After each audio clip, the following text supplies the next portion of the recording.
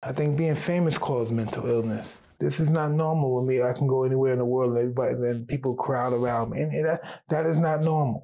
So when you're dealing with something, an abnormal situation, you become an abnormal person. And you might want to kill yourself, you might want to kill other people, might want to drink, might want to smoke, might want to do drugs to escape it. Because this is not normal. It took years for me to get used to this. Did you ever get used to it, actually?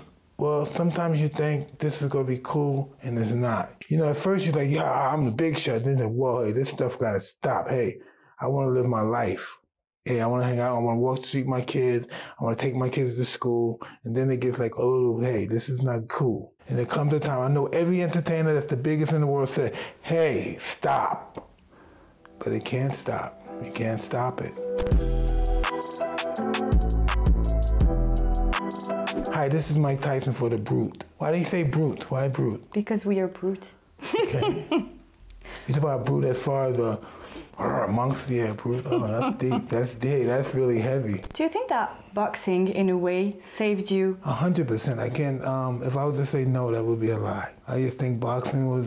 I was meant to box. I didn't really find boxing. Boxing found me, and I'm just so happy that I was in a detention home where bad kids that commit crimes go. And one day we came in and we saw the movie The Greatest with Muhammad Ali.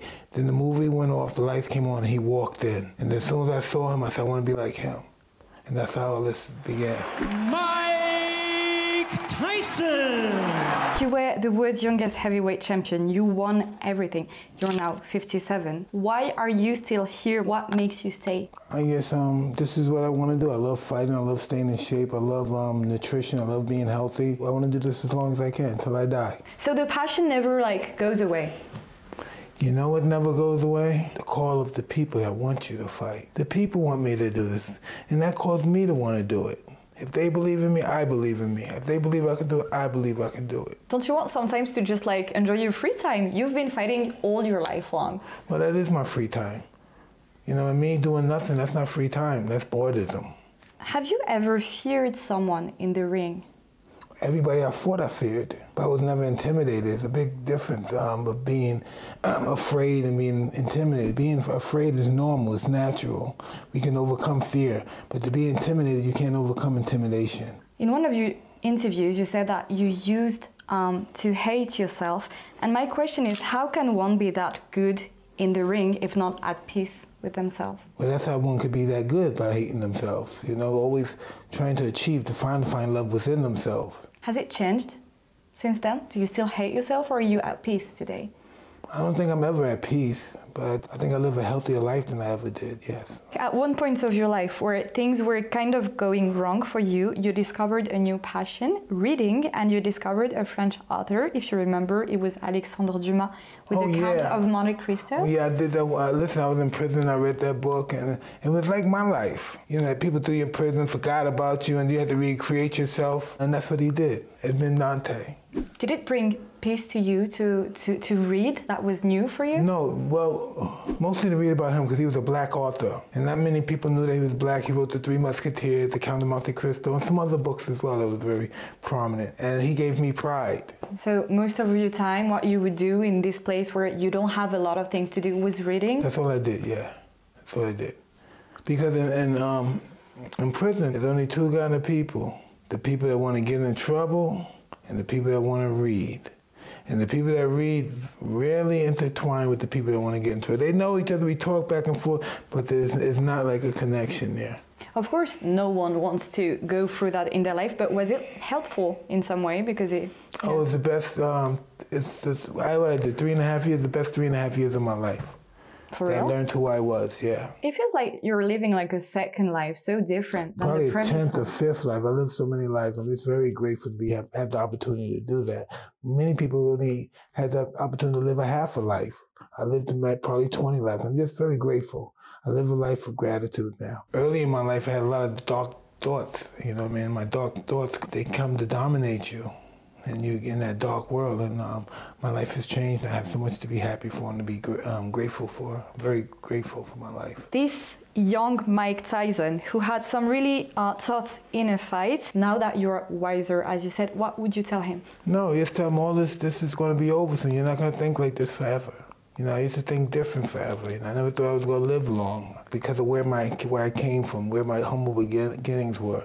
None of my friends lived long. None of my family members lived long, so I never had no idea. The oldest member of my family lived, 62? And I never thought that I would live long, so I didn't anticipate living long. There's one person that kind of changed your life, and you talked about him.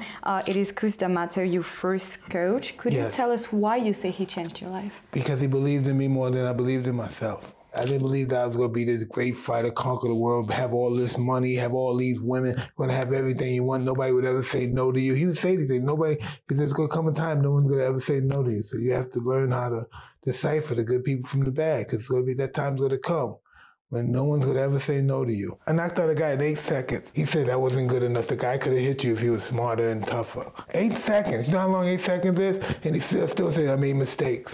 Was he like a father for you? Big time. That's the only father figure I ever know. But he wasn't easy. He was on my back. I didn't have no easy time with him as a mentor. He was on my back.